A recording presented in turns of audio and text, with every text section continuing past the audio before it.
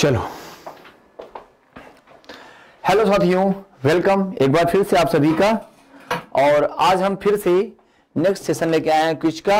ठीक है, crash course का क्विज आपका फिर से यहाँ पे आ गया है और उसमें हम आज नए प्रश्नों को लेके फिर से आए हैं आपके लिए। तो आज हम बेहतरीन 25 से 30 प्रश्नों को फिर से हल करेंगे। ओके, चलो तो बिना देर किए क्वेश्चन को स्टार्ट किया जाता है। ओके चलो, यहाँ पे देखो, यहाँ पर दिया गया है लंबी हड्डियों के सिरों पर लचीली संधियां गद्दियां किसकी बनी होती हैं? लंबी जो हड्डियां होती हैं तो उनके सिरों पर क्या होती हैं? थोड़ी सी लचीली जो है गद्दियों के रूप में संरचना होती है। कैसे होती है? देखो ऐसे,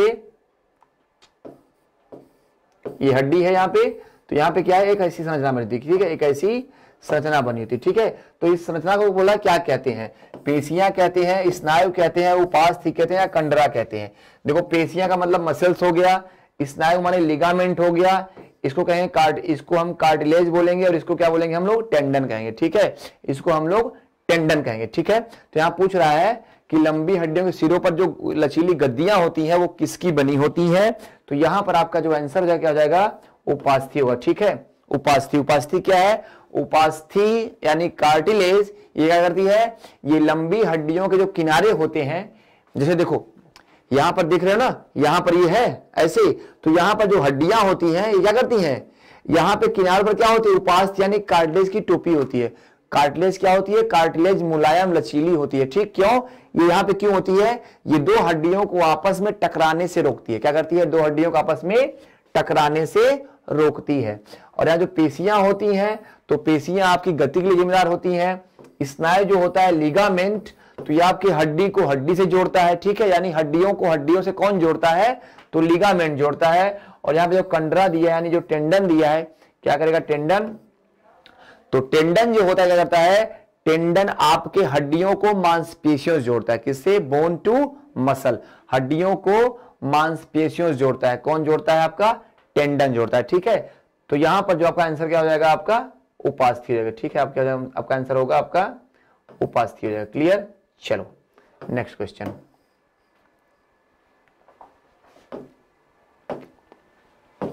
रेखित एवं ऐच्छिक पेशियां किसमें पाई जाती हैं? रेखित एवं ऐच्छिक पेशियां, देखो यहां पे क्या कर रहा है? रेखित एवं ऐच्छिक, तो जो पेशियां रेखित होती हैं वो ऐच्छिक भी होती हैं। क्यों होती हैं? ऐच्छिक होती हैं क्योंकि ये ऐच्छिक क्रियाओं को क्या करती है? ऐच्छिक क्रियाओं को संपादित करती है, यानी ऐच्छिक क्रियाओं को करने में उत्तरदायी होती हैं, जिम्मेदार होती हैं। और ये रेखित क्यों होती हैं? क्योंकि इनमें प्रोटीन की धारियां क्या होती हैं? प्रोटीन की धारियां ज्यादा होती हैं। ठीक है, प्रोटीन की धारियां ज्यादा होती हैं। ठीक है, तो यहां पर आप ध्यान दीजिए कि रेखित एवं ऐच्छिक पेशियां किसमें पाई जाती हैं? अगर देखा जाए तो रेखित एवं ऐच्छिक पेशियां कहां होती हैं? यकृत में नहीं होंगी, हृदय में नहीं होंगी, फेफड़ों में, किसमें होंगी? पादों में होगी। पादों मतलब क्या होता है? हाथों और पैरों में, हाथों और पैरों में।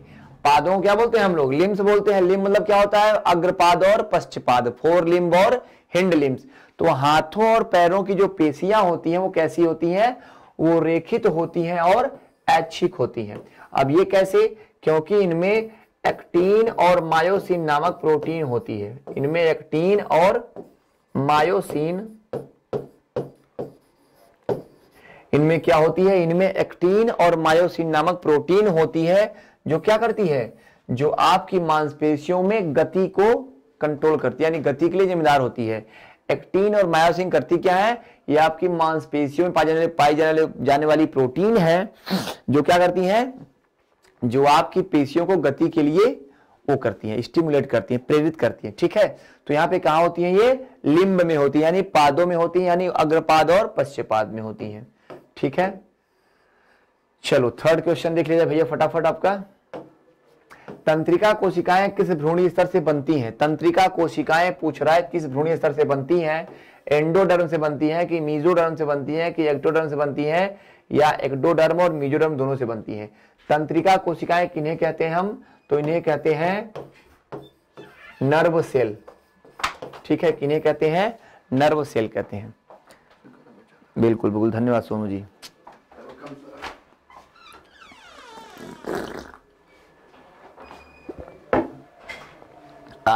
गर्म पानी अगर मिल जाए ठंडी हो तो मजा आता है। चलो तो यहाँ पे क्या है भैया, पूछ रहा है तंत्रिका कोशिकाएं किसकी बनी होती हैं, तो आपको बताना है किसकी बनी होती हैं, एंडोडर्म, एक्टोडर्म, मेसोडर्म या दोनों की। ठीक है, देखो तो यहां पे आपको जानना है कि जो तंत्रिका कोशिकाएं होती हैं किसकी बनी होती है, तंत्रिका कोशिकाएं एक्टोडर्म से बनी होती है। किसकी बनी होती है, एक्टोडर्म से। ये भी ध्यान रखो, अगर यहाँ पे तंत्रिका कोशिका दिया है ना, अगर यहाँ पे ये भी पूछे कि मस्तिष्क, क्या पूछेगा, मस्तिष्क, तो ये ध्यान दो जो मस्तिष्क होता है ये किसका बनता है, एक्टोडर्म का बनता है। किसका बनता है, एक्टोडर्म का।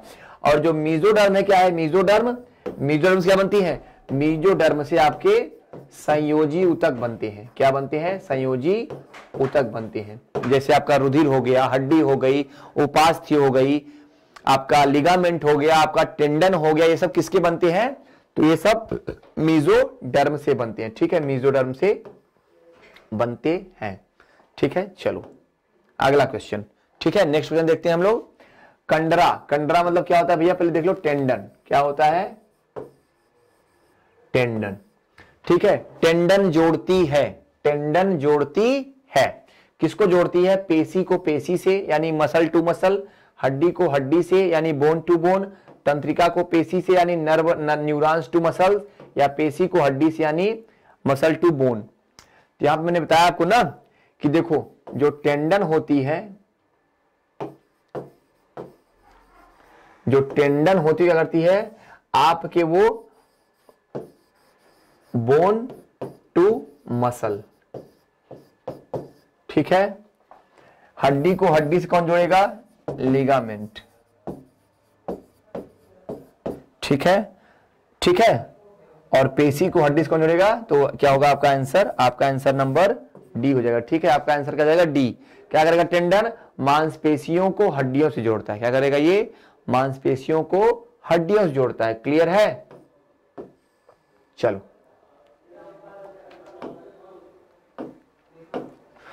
इनमें से कौन सा लिम्फाइड अंग नहीं होता, कौन सा लिम्फाइड, थाइमस, तिल्ली, टांसिल या यकृत, इनमें कौन सा लिम्फाइड, लिम्फाइड क्या होता है, जिसमें लिम्फोसाइट कोशिकाएं होती, जिसमें लिम्फोसाइट कोशिकाएं होती हैं।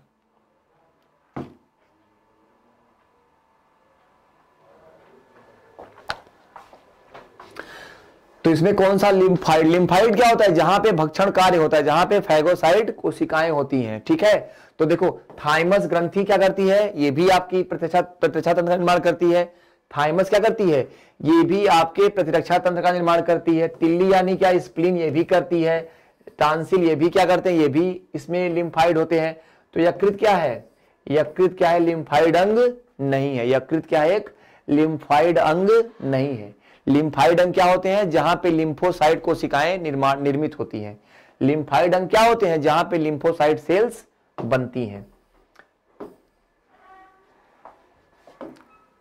ठीक है, किसके चारों ओर की कोशिका कला को सार्कोलेमा कहते हैं, किसके चारों ओर की कोशिका कला को सार्कोलेमा कहते हैं, तंत्रिका तंतु के, हृदय के, पेशी तंतु के या हृदय पेशियों के, किसके चारों ओर के तंत्रिका को, सॉरी कोशिका कला को सार्कोलेमा कहते हैं।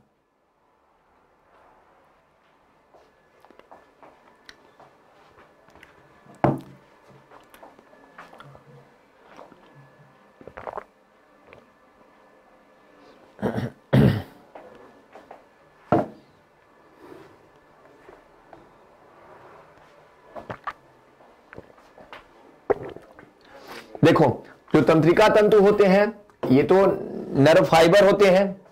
हृदय, यहाँ पे पेरिकार्डियम लेयर होता है, हृदय के चारों ओर क्या होता है, पेरिकार्डियम होता है ना। तो यहाँ पे क्या है, जो पेशी तंतु होते हैं, जो मसल फाइबर है उसको क्या बोलते हैं, सार्कोलेमा कहते हैं। जो मसल फाइबर के चारों ओर की एक लेयर होती है उसे क्या बोलते हैं, सार्कोलेमा कहते हैं। ठीक है, इसे सार्कोलेमा कहते हैं। ठीक है, चलो स्नायु जोड़ता है, स्नायु जोड़ता है हड्डी को हड्डी से, पेशी को पेशी से, हड्डी को पेशी से या पेशी को उपास्थि से। स्नायु क्या होता है आपका, लिगामेंट। ठीक है, स्नायु क्या होता है, लिगामेंट होता है। लिगामेंट करता क्या है आपका, लिगामेंट क्या करता है, हड्डी को हड्डी से जोड़ता है, ठीक है, हड्डी को हड्डी से जोड़ता है। और पेशी से पेशी कौन जोड़ेगा आपका, टेंडन जोड़ेगा, ठीक है। हड्डी को पेशी से, सॉरी, पेशी को पेशी से आपका, हड्डी को हड्डी से कौन जोड़ेगा आपका, लिगामेंट। पेशी को पेशी से आपका क्या जोड़ेगा, पैकिंग ऊतक, यानी पैकिंग टिश्यू। हड्डी को पेशी से टेंडन, ठीक है, और पेशी को उपास्थि से जोड़ेगा। क्लियर है, चलो।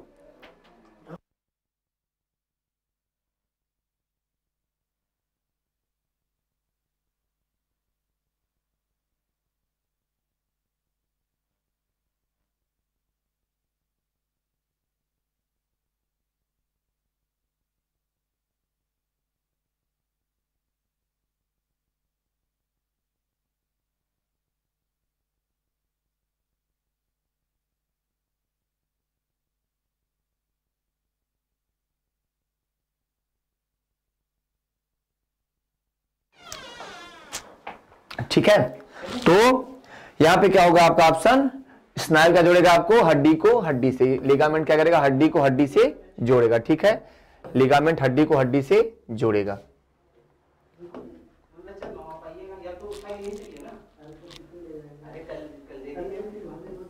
हिस्टामिन का श्रावण करने वाली कोशिकाएं होती हैं, हिस्टामिन। अब देखिए हिस्टामिन कौन सी प्रोटीन होती है, मालूम है आपको, हिस्टामिन होती है एंटी एलर्जिक प्रोटीन होती है, एंटी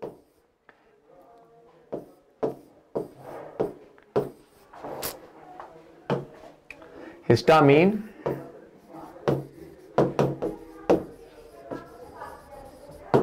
एलर्जिक प्रोटीन होती है, ठीक है। तो यहां पे कहां श्रावण होती है, वो यकृत में, संयोजी ऊतकों में, किडनी में या फेफड़ों में। ध्यान दीजिए, हिस्टामिन कहां से स्रावित होती है, हिस्टामिन कौन सी प्रोटीन है, हिस्टामिन वह प्रोटीन है जिसका श्रावण बढ़ जाने पर, जिसका श्रावण बढ़ जाने पर आपको एलर्जी होती है। और ये कहां पे निकलती है, आपकी संयोजी ऊतकों से निकलती है। कहां से निकलेगी, संयोजी ऊतकों से निकलेगी, ठीक है। क्यों निकलेगी, जो WBC होती है, WBC, तो WBC में एक प्रकार की कोशिकाएं होती हैं जिनका नाम होता है बेसोफिल्स। इन्हें बेसोफिल या एसिडोफिल्स कहते हैं। क्या कहते हैं इन्हें, इन्हें बेसोफिल कहते हैं या एसिडोफिल कहते हैं। और जो बेसोफिल है उसकी मात्रा अगर बढ़ जाएगी तो हिस्टामिन प्रोटीन क्या करेगी, तुरंत वायु में यानी हवा में जो एलर्जन है ना, एलर्जन, उससे तुरंत क्रिया करेगी और आपके शरीर में क्या करेगी, एलर्जी क्रिएट करेगी। तो यहां पे क्या होगा, हिस्टामिन क्या है आपकी, एक ऐसी प्रोटीन है कि जिसका श्रावण बढ़ने पर आपको एलर्जी हो सकती है। और आप जानते ही हैं कि एलर्जी कई टाइप की होती है, कॉस्मेटिक से एलर्जी हो सकती है, धूल धुएं से एलर्जी हो सकती है, रंग से एलर्जी हो सकती है, ओके, कई प्रकार की एलर्जी हो सकती है ना। स्नायु एवं कंडराएं कैसे ऊतक होते हैं, स्नायु मतलब क्या है, लिगामेंट, स्नायु मतलब क्या है आपका, लिगामेंट, और कंडराएं क्या है आपकी, टेंडन। तो ये पूछ रहा है दोनों कैसे, सॉरी, दोनों कैसे ऊतक हैं, दोनों कैसे ऊतक हैं भैया, तो दोनों क्या है, संयोजी ऊतक है। दोनों कैसे ऊतक है, संयोजी ऊतक है। मैंने बताया आपको ना कि आपकी bone, cartilage, bone, cartilage, tendon, blood, lymph, ये सभी क्या है, ये सभी एक प्रकार के क्या है, ये सभी क्या है, ये सभी संयोजी ऊतक हैं। ये सभी क्या है, ये सभी आपके संयोजी ऊतक हैं, ठीक है। ये सभी क्या है, संयोजी ऊतक हैं, ठीक है, ठीक है, संयोजी ऊतक है। क्लियर है, चलो।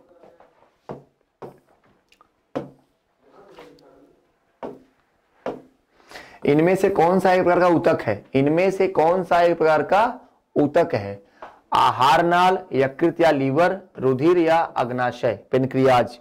कह रहा है कौन सा एक प्रकार का ऊतक है,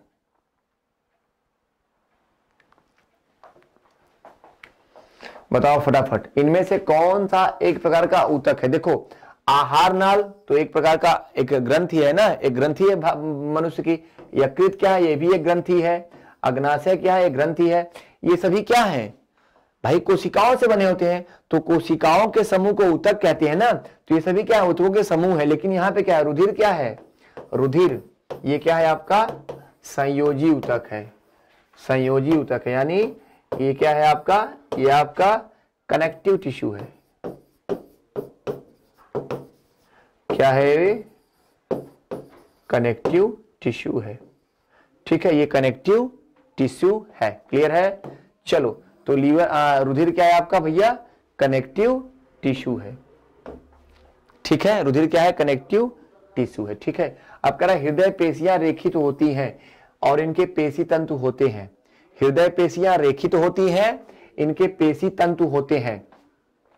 सिंसियल एवं ऐच्छिक, अनैच्छिक, बहुकेंद्रकीय एवं अनैच्छिक या तर्क रूपी एवं अनैच्छिक हृदय पेशियां रेखित होती हैं।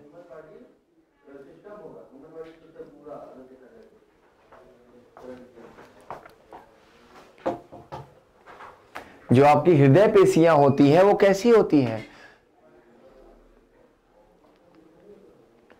हृदय पेशियां कैसी पेशियां होती हैं, रेखित होती हैं और इनके पेशी तंतु होते हैं। पहले बात, हृदय पेशियां रेखित नहीं होंगी, ये कैसी होंगी, अरेखित होंगी। कैसी होंगी, अरेखित होती हैं। ठीक है, लेकिन ये कैसी होती हैं, अनैच्छिक होती है ना। तो यहाँ पे तो क्या दिया है, बहुकेंद्र की, बिल्कुल बहुकेंद्र की होंगी, क्योंकि कोशिकाएं ढेर सारी होंगी। Good night.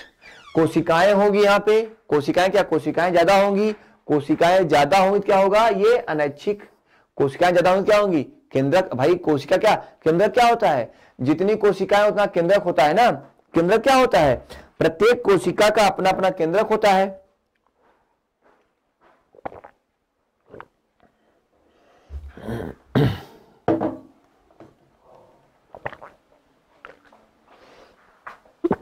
प्रत्येक कोशिका का अपना अपना केंद्रक होता है। और केंद्रक क्या है, केंद्रक को कोशिका का नियंत्रण कक्ष कहते हैं, कंट्रोल रूम कहते हैं। ठीक है, कंट्रोल रूम कहते हैं। तो यहाँ पे क्या होगा, हृदय बहुकेंद्रकी होगा और अनैच्छिक होगा। अनैच्छिक क्यों होगा, क्योंकि जो हृदय पेशियां होती हैं वो हमारे तरीके से थोड़ी कार्य करती हैं। हम जब कहेंगे रुक जाओ, जब कहेंगे चलो, वो क्या करती हैं, वो तो हमेशा कार्य करती है ना।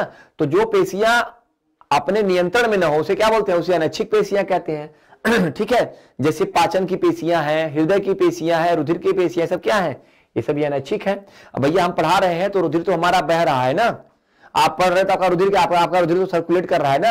अगर आपका रुधिर जो है रुक जाएगा, सपोज आप सो के पढ़ रहे हो, बैठ के पढ़ रहे हो, जैसे ही पढ़ रहे हो, अगर आपका रुधिर जो है बहना बंद हो जाए तो क्या आप जिंदा रहेंगे, आपका तुरंत हृदय क्या होगा, तुरंत आपका हार्ट कोलैप्स हो जाएगा, उसकी जो स्पंदन दर है, धड़कन बंद हो जाएगी। ठीक है, मैं पढ़ा रहा हूं, मेरा पाचन तो हो ही रहा है, पानी पी रहा हूं पाचन हो रहा है, खाना खाया पाचन हो रहा है, तो पाचन, उत्सर्जन, श्वसन, अब पढ़ा रहे हैं, सांस तो ले ही रहे हैं ना, श्वास ले रहे हैं ना, नहीं ऑक्सीजन ले रहे हैं, CO2 छोड़ रहे हैं। तो ये सब क्या है, सभी अनैच्छिक पेशियों होते हैं। तो यहाँ पे क्या, हृदय क्या होता है, हृदय पेशियां कैसी होती हैं, बहुकेंद्र की होती हैं और अनैच्छिक होती हैं। ठीक है,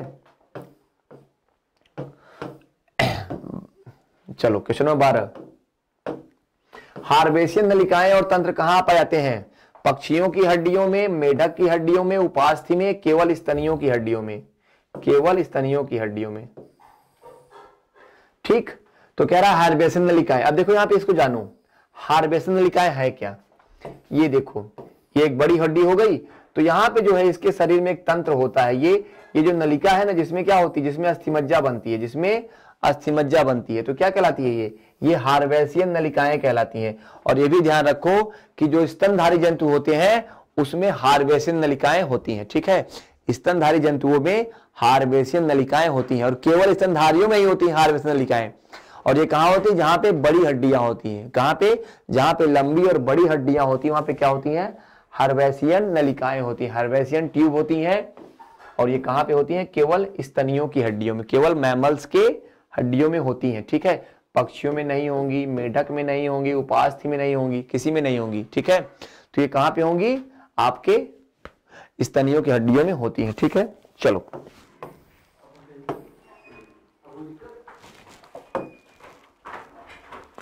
मास्ट कोशिकाएं किसमें होती हैं, मास्ट कोशिकाएं पूछ रहा है। मास्ट कोशिकाएं पेशियों में होती हैं कि तंत्रिका तंत्र में होती हैं कि संयोजी ऊतक में होती है या उपकला ऊतक में होती है। मास्ट कोशिकाएं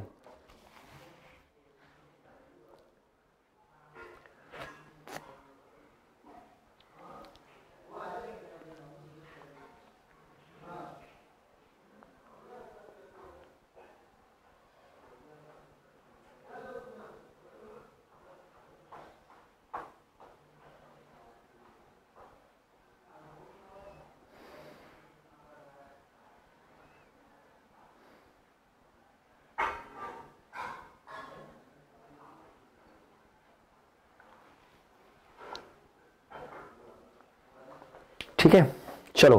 तो क्या होती है मांस कोशिकाएं? तो ये कहां पे होती हैं? संयोजी ऊतकों होती हैं। कहां होती हैं? संयोजी ऊतकों में होती हैं। कहां पे होती हैं मांस कोशिकाएं? तो मांस कोशिकाएं संयोजी ऊतकों में होती हैं। और ये करती क्या है?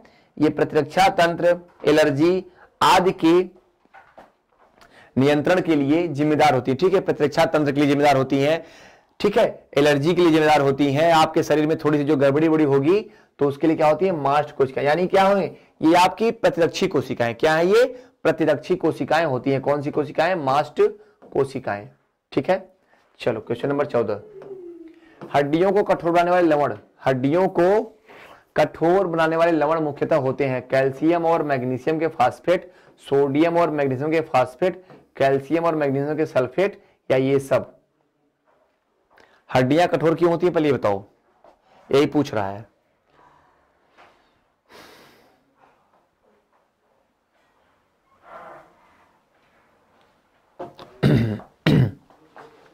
ठीक है, चलो अब देखो यहां पे हड्डियां क्या होती है। हड्डियां देखो यहां पे हड्डियों में प्रोटीन होती है कि कौन सी प्रोटीन? ओसीन प्रोटीन होती है। ठीक है, हड्डियों की प्रोटीन कौन सी होती है? ओसीन होती है। और ये कितने परसेंट होती है? लगभग 38% होती है। कितनी होती है? 38%। ओके, हम और रोहित मिलके खाते।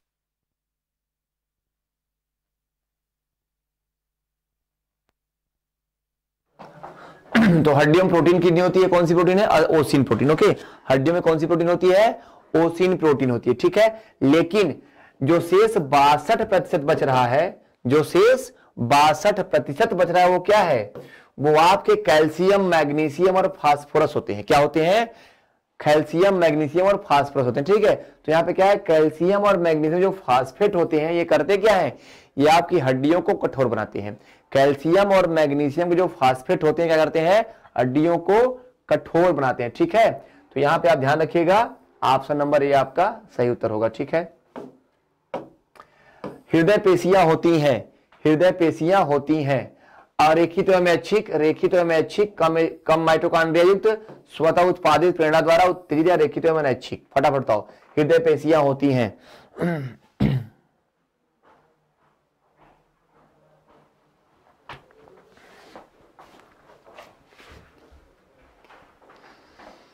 तो देखो जो हृदय पेशियां होती है ना, कौन सी मसल्स होती हैं? ये कौन सी मसल्स होती है? ये कार्डियक मसल्स होती हैं। हृदय किसका बना होता है? हृदय का निर्माण कार्डियक, हृदय में कौन सी पेशियां होती हैं? तो कार्डियक मसल्स होती हैं। और जो कार्डियक जो मसल्स होती हैं वो कैसे बनती हैं? वो स्वतः उत्पादित होती हैं। स्वतः उत्पादित द्वारा जो स्वतः इनमें जो एक होती है ना प्रेरणा होती है ना, स्टिमुलेशन, उससे बनती है ये। और कैसी होती हैं? रेखित एवं अनैच्छिक होती है। ठीक है, रेखित एवं अनैच्छिक। ठीक है, तो ये कैसे बनती है? स्वतः उत्पादित यानी सेल्फ जनरेट होती है। कैसी होती है? ये सेल्फ जनरेट होती है। क्लियर है? चलो नेक्स्ट देखते हैं क्वेश्चन, क्वेश्चन नंबर 16। हड्डी में कौन सा लवण सबसे अधिक होता है? हड्डी में कौन सा लवण सबसे अधिक होता है? मैग्नीशियम क्लोराइड होता है कि कैल्शियम कार्बोनेट होता है कि सोडियम क्लोराइड या कैल्शियम फास्फेट? बताओ भैया फटाफट।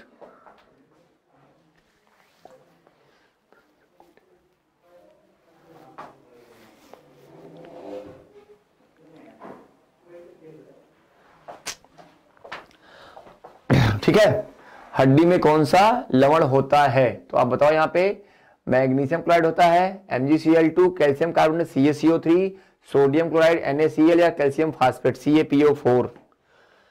ठीक है, बताओ फटाफट। तो आप ध्यान दो, हड्डी में कौन सा लवण सबसे अधिक है? मैंने बताया ना अभी आपको, क्या होते हैं? कैल्शियम और मैग्नीशियम के फास्फेट होते हैं। क्या होते हैं? कैल्शियम और मैग्नीशियम के फास्फेट होते हैं। ठीक है, ये क्या करते हैं? ये हड्डियों को कठोरता प्रदान करते हैं। ठीक है, हड्डियों को कठोरता प्रदान करते हैं। और जो सोडियम क्लोराइड है ना, सोडियम क्लोराइड, ये मांसपेशियों में गति के लिए भी रिस्पॉन्सिबल है और आपके उपापचय की गति के लिए जिम्मेदार है, उपापचय की क्रिया के लिए जिम्मेदार है। ठीक है, साथ ही साथ ये हृदय में क्या करता है? सोडियम, यह आपके पंप को भी क्या करता है? पंप के लिए भी जरूरी है। अगर सोडियम आयन की मात्रा घट बढ़ जाए तो आपका हृदय का जो पंप है ना वो प्रभावित होगा। ठीक है, आपके हृदय की पंप है जो वो क्या होगी? प्रभावित होगी। ठीक है, तो सोडियम क्लोराइड जो है क्या करता है? हमारी मांसपेशियों में जरूरी होता है, लेकिन जो कैल्शियम फास्फेट है वो क्या है? आपके हड्डियों में जरूरी होता है। करता क्या है, हड्डियों को कठोरता प्रदान करता है। क्लियर है, हड्डियों को कठोरता प्रदान करेगा ये। ठीक, चलो क्वेश्चन नंबर 17, हिस्टियोसाइट्स होती हैं, हिस्टियोसाइट्स कोशिकाएं पूछ रहा है, तो ये रुधिर की उत्पादक होती है या मैक्रोफेज होती है या उत्सर्जी कोशिकाएं या ये सब होती हैं। हिस्टियोसाइट, हिस्टियोसाइट कोशिकाएं कौन सी होती हैं? देखो अब इनको जानो, इन कोशिकाओं को, ये वो कोशिकाएं होती हैं जो फैगोसाइट कोशिकाओं का कार्य करती हैं, मतलब फैगोसाइट्स कोशिकाएं। ठीक है, फैगोसाइट्स ये कौन सी कोशिकाएं हैं? ये आपके भक्षण का कार्य करती हैं। क्या करती हैं? ये भक्षण का कार्य करती हैं। ठीक है, ठीक। अब आपके शरीर में ढेर सारे अंग ऐसे हैं जो नष्ट होते हैं, उनको नष्ट करना, कोशिकाएं जो नष्ट होती हैं उनको नष्ट करना, जीवाणु कीटाणु वायरस दुनिया भर के भरे हुए हैं तो उनको नष्ट करना। ठीक, तो ये सब जो कार्य होते हैं वो यकृत के द्वारा होता है, यकृत होता है ना, प्लीहा, सॉरी, लीवर के द्वारा होता है, स्प्लीन के द्वारा होता है। ठीक है, तो ये डब्ल्यूबीसी, जो डब्ल्यूबीसी कोशिकाएं होती है डब्ल्यूबीसी में, तो ठीक है, यहाँ पे क्या है, ये आपका क्या होंगी, ये मैक्रोफेज कोशिकाएं। क्या होंगी? ये मैक्रोफेज कोशिकाएं। मैक्रोफेज कोशिकाएं कहां पे ज्यादा होती हैं? लीवर में और प्लीहा में सबसे ज्यादा होती हैं। और ये करती क्या है? आपके शरीर में फैगोसाइट्स का कार्य करती हैं, फैगोसाइट्स का कार्य करती हैं, और ये क्या होती हैं? हिस्टियोसाइट्स कहलाती हैं। ठीक है, चलो नेक्स्ट क्वेश्चन है।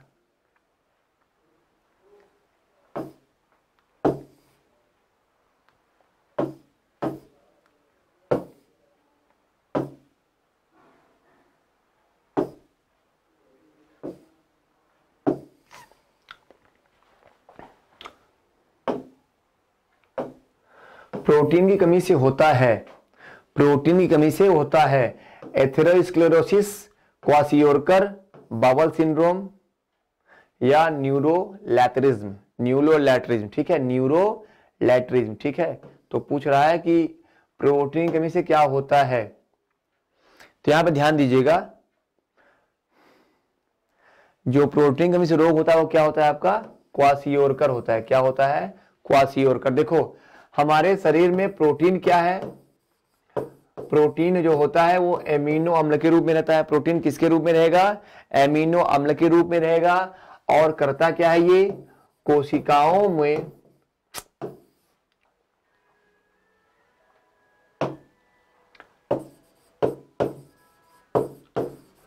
प्रोटीन किसके रूप में रहेगा? अमीनो अम्ल के रूप में रहेगा। और ये करता क्या है?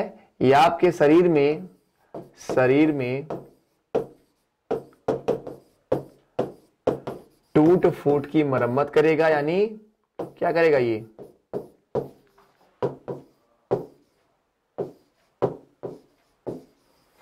रिपेयरिंग का काम करेगा। क्या करेगा? ये क्या करेगा? रिपेयरिंग का काम करेगा। ठीक है, रिपेयरिंग का काम करेगा ये।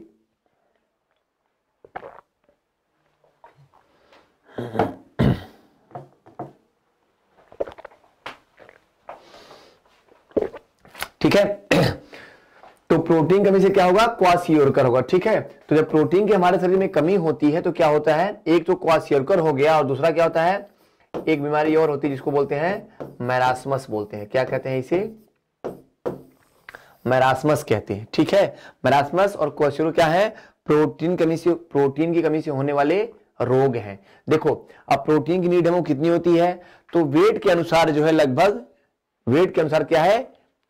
1 ग्राम प्रोटीन चाहिए। तो जितना आपका वेट है उतने ग्राम प्रोटीन चाहिए। तो मैं अगर मैक्सिमम माने तो आपको लगभग 80 से 100 ग्राम प्रोटीन डेली चाहिए। 80 से 100 ग्राम, मतलब आपके वेट के अनुसार जो है 1 ग्राम प्रोटीन आपको चाहिए। ठीक है, 1 ग्राम प्रोटीन आपको चाहिए। चलो, गर्भवती महिलाओं को दैनिक आहार में कितनी मात्रा में आयरन की संस्तुति की गई है? मतलब ये किसमें कहा गया है कि गर्भवती महिलाओं को आयरन जो है दैनिक आहार में कितना मिलना चाहिए? 5 मिलीग्राम, 10 मिलीग्राम, 20 मिलीग्राम या 40 मिलीग्राम? ठीक है, 5 मिलीग्राम, 10 मिलीग्राम, 20 मिलीग्राम या 40 मिलीग्राम। तो यहाँ पे क्या कहा गया है कि महिलाओं को जो है दैनिक आहार में कितनी आयरन की जरूरत पड़ती है?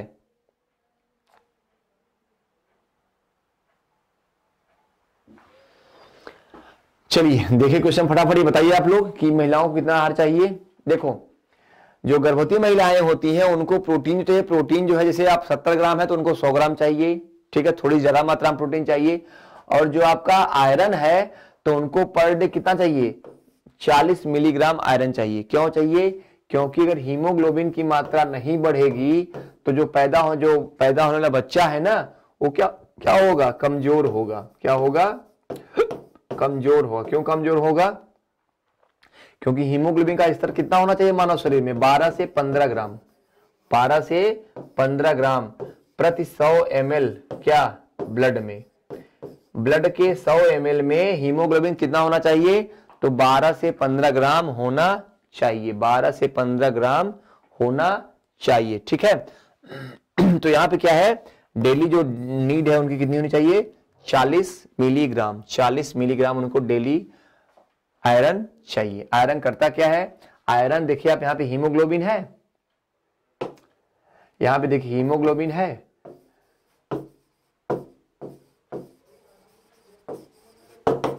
तो यहां पे जो हीम है ये क्या है, हीम क्या है, आयरन है। हीम क्या है आपका, आयरन है। और ग्लोबिन क्या है, ग्लोबिन आपकी एक प्रोटीन है, ठीक है। तो हीम जो आयरन होता है यहाँ पे क्या, आयरन यहाँ पे किस फार्म में होगा, आपके फेरस के फार्म में रहता है। किसके फार्म में रहता है, फेरस के फार्म में रहता है, ठीक है। तो महिलाओं को दैनिक आहार में 40 मिलीग्राम आयरन चाहिए। और आयरन क्या करता है, आपके रुधिर की मात्रा को इंक्रीज करता है, यानी आपके रुधिर में वृद्धि करेगा, ठीक। प्रोटीन के जल अपघटन से बंधों क्या कहते हैं, प्रोटीन के जल अपघटन के बंधों क्या कहते हैं, पेप्टाइड कहते हैं कि ईस्टर कहते हैं कि डिस्टर कहते हैं या ग्लाइकोसिडिक कहते हैं, ग्लाइकोसिडिक। प्रोटीन के जो जल अपघटन से जो बांध बनते हैं उनको क्या कहते हैं, पेप्टाइड कहते हैं कि ईस्टर कहते हैं कि डीएस्टर कहते हैं या ग्लाइकोसिडिक कहते हैं।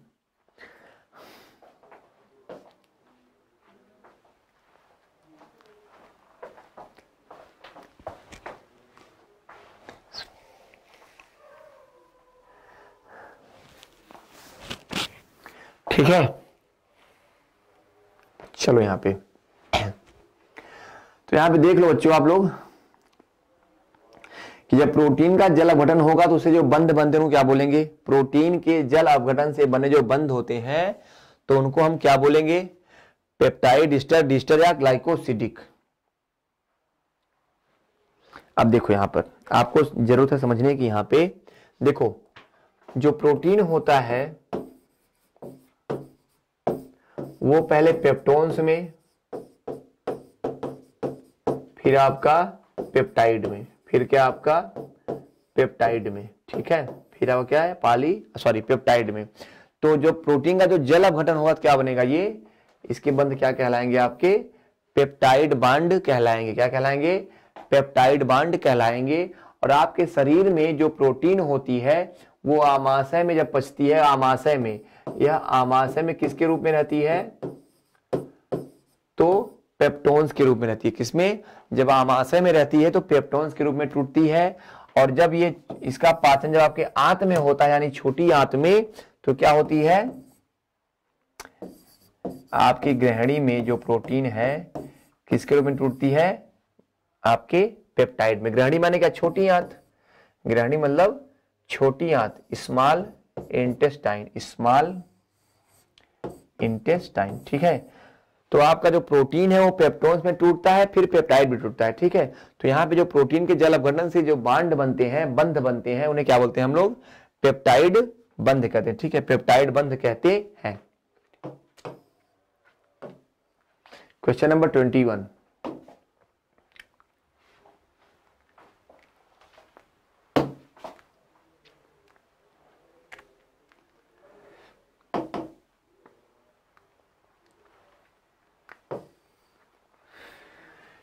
ये प्रश्न नहीं है,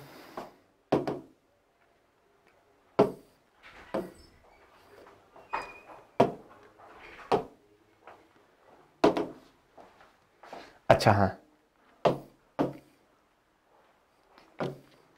हाँ यही प्रश्न, चलो कोई दिक्कत नहीं।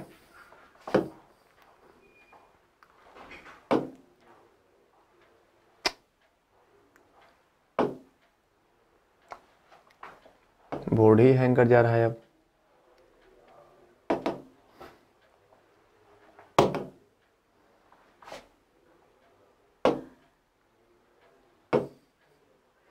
सब्जियों से हमें मुख्यतः क्या मिलता है? सब्जियों से हमें मुख्यतः क्या मिलता है?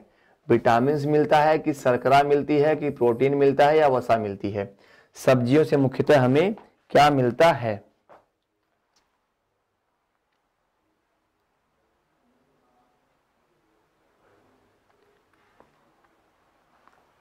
सब्जियों से मुख्यतः हमें क्या मिलता है? अभी ध्यान रखो, सब्जियों से जो हमें मिलेगा हमें, तो सब्जियों से क्या मिलता है हमें?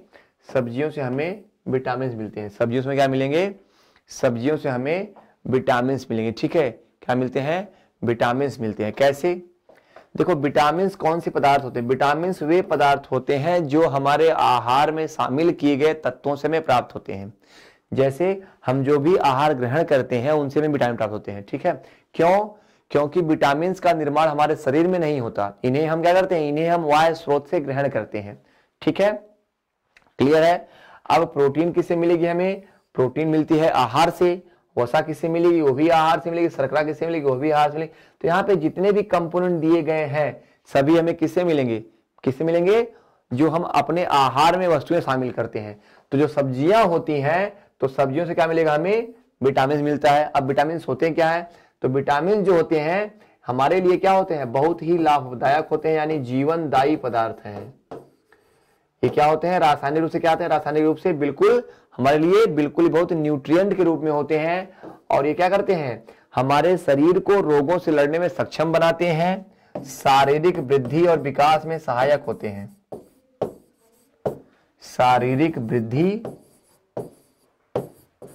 और विकास में सहायक होते हैं। ठीक है, ठीक। तो जो आपके सब्जियों से मिलते हैं हमें क्या मिलते हैं? सब्जियों से हमें मुख्यतः विटामिन मिलते हैं। शर्कराएं कहां से मिलती है हमें? तो शर्कराएं जो मिलती है हमें कहां से मिलती हैं? तो ये शर्कराएं मिलती हैं कैसे? यानी आपका शर्कराएं क्या होती हैं? शर्कराएं आपकी कार्बोहाइड्रेट्स हैं। क्या है आपकी? कार्बोहाइड्रेट्स हैं। ये कार्बोहाइड्रेट्स क्या है? कार्बोहाइड्रेट्स में कहां से मिलते हैं? तो कार्बोहाइड्रेट्स में मिलते कैसे मिलते हैं? आलू से, चावल से, कंद से। ठीक है, ठीक, फलों से। ठीक है, ये करते क्या है? कार्बोहाइड्रेट्स में ये हमें ऊर्जा प्रदान करते हैं। क्या करते हैं? हमें ऊर्जा प्रदान करते हैं। प्रोटीन कहां से मिलेंगे? तो प्रोटीन भी ढेर सारे पदार्थों से मिलते हैं। प्रोटीन ढेर सारे दालों में मिलते हैं, पनीर में मिलता है, डेयरी प्रोडक्ट में मिलता है। ओके, तो ये करते हैं, ये हमारे शरीर में टूट फूट की मरम्मत करते हैं, यानी रिपेयरिंग। ठीक है, वसाएं क्या है? तो वसाएं हमारे शरीर में ताप नियंत्रण कार्य करती हैं। क्या करती हैं? ये ताप नियंत्रण का कार्य करती हैं। ठीक है, और क्या करती है? हमें ये ताप और ये वसाएं ये हमें ठोस रूप में ऊर्जा देती है। किसमें? ठोस रूप में। ध्यान रखो, कार्बोहाइड्रेट्स में ऐसी एनर्जी देता है, ठीक है, जो हम तुरंत अपने कार्यों में यूज कर सकते हैं। प्रोटीन्स हमारे शरीर में टूट फूट की मरम्मत करता है। वसाएं जो होती हैं क्या करती हैं? वसाएं आपके शरीर में ठोस रूप में ऊर्जा देती हैं और आपके शरीर में ताप नियमन करती हैं। ठीक है, और जो विटामिन क्या है? विटामिन जो है प्रतिरक्षा तंत्र को मजबूत करते हैं और आपके शारीरिक वृद्धि और विकास में सहायक होते हैं। ठीक है, चलो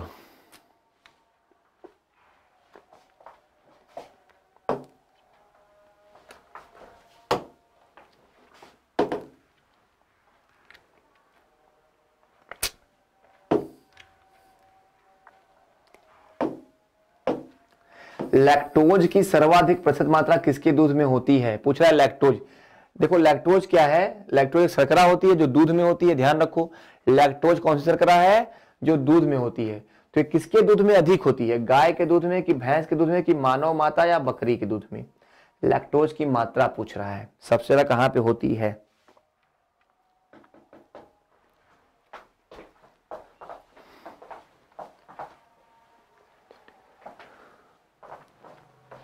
तो देखो, जो लैक्टोज की मात्रा होती है, अब देखो दूध की क्या है? लैक्टोज क्या है आपकी? लैक्टोज दूध की शर्करा है। क्या है ये? लैक्टोज आपके दूध की शर्करा है। ठीक है, ओके। दूध कौन सा है? लैक्टोज शर्करा है, ठीक है। जब ये लैक्टोज शर्करा, लैक्टिक अम्ल जीवाणु जो होते हैं ना, लैक्टोबैसिलस, तो खट्टे जब जब दूध खट्टा होता है तो उसमें क्या होता है? लैक्टिक अम्ल बन जाता है, ठीक है।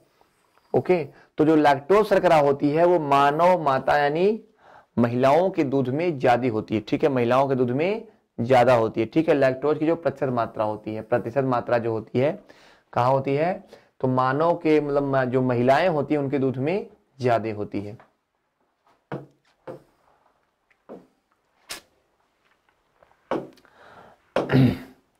प्रोटीन में आवश्यक रूप से होते हैं, अब देखो क्या पूछा? प्रोटीन की संरचना पूछ रहा है। Carbon, nitrogen, hydrogen, sulphur, sulphur, carbon, nitrogen, oxygen, carbon, oxygen, nitrogen, hydrogen, sulphur, hydrogen, nitrogen, oxygen. Protein के बनने में कौन कौन से भाग लेते हैं ये आपको बताना है।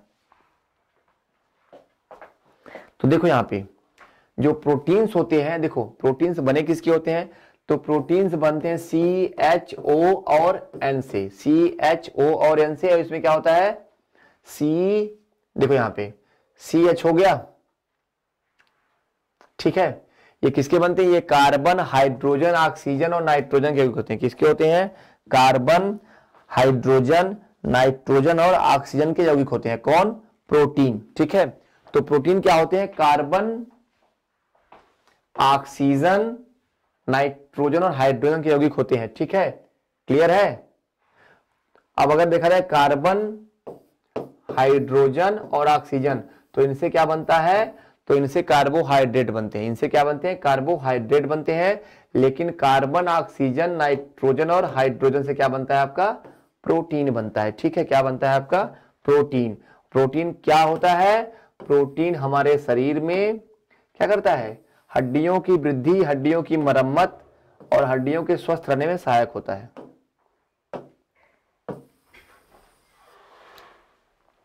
किस विटामिन की अनुपस्थिति में शरीर से कैल्शियम कमी हो जाती है? किस विटामिन की अनुपस्थिति में शरीर में कैल्शियम की कमी हो जाती है? विटामिन सी की, विटामिन बी की, विटामिन डी की या विटामिन ई की? पूछ रहा है किस विटामिन की कमी से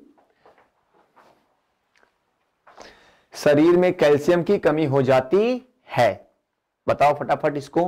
अब देखो विटामिन सी, विटामिन सी कहां मिलता है? विटामिन सी मिलता है खट्टे फलों में। कहां मिलता है विटामिन सी? विटामिन सी मिलता है खट्टे फलों में। इसको क्या बोलते हैं? इसको बोलते हैं सिट्रिक अम्ल। क्या बोलते हैं इसे?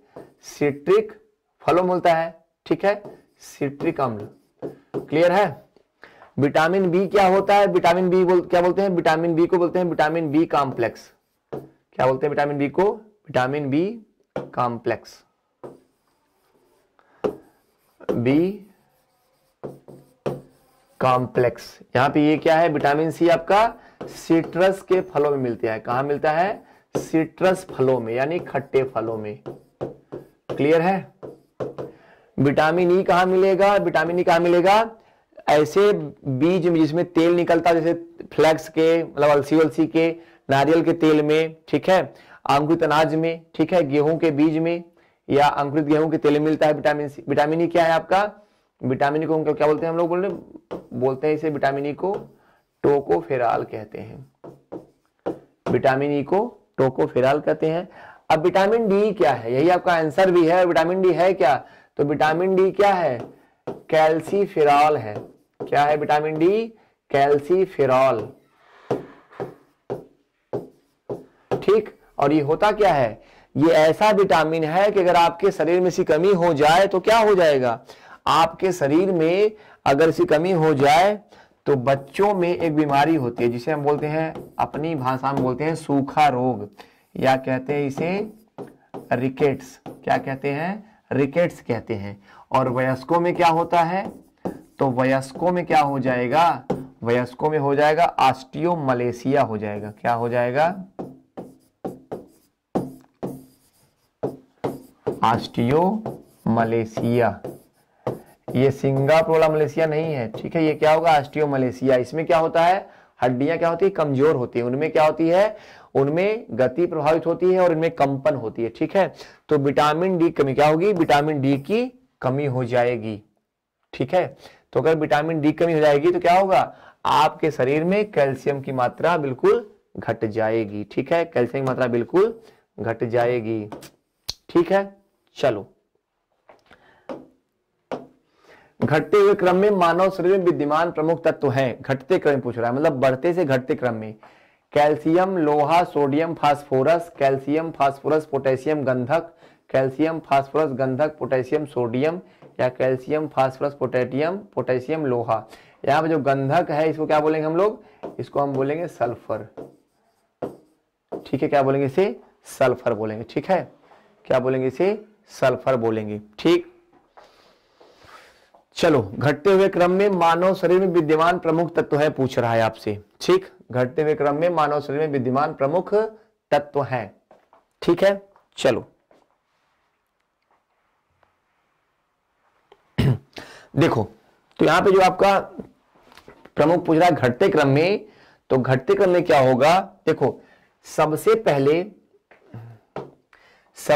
क्या आपका आएगा? सबसे पहले आएगा कैल्शियम आएगा। क्या आएगा? कैल्शियम। फिर क्या आएगा आपका? फास्फोरस आएगा। फिर क्या आएगा? सल्फर आएगा। फिर क्या आएगा? पोटेशियम आएगा। फिर क्या आएगा? सोडियम आएगा। ये क्या है आपका? ये घटता हुआ क्रम है। तो यहां पे देखिए क्या दिया है आपका? Calcium, phosphorus, potassium. ये आपका ऑप्शन होगा कौन सा? ऑप्शन सी होगा। कौन सा आपका ऑप्शन हो जाएगा? आपका ऑप्शन सी हो जाएगा। कैल्शियम, फास्फोरस, सल्फर, पोटेशियम और सोडियम, यानी ये आपके शरीर में क्या है? घटते हुए क्रम में पाए जाते हैं। क्योंकि आप जानते हैं कि जो मनुष्य का शरीर है किसका बना है? सब तत्वों से मिलकर बना है ना, तत्वों से मिलकर बना है। ठीक, तो जो तत्व है क्या करते हैं? ये किस क्रम में ज्यादा है, किस क्रम में कम है, तो ये देखा जाए तो सबसे ज्यादा क्या है? कैल्शियम है, फिर फास्फोरस है, फिर गंधक है, फिर पोटेशियम है, फिर सोडियम है। क्लियर है? चलो तो यहां पे क्या हो गया?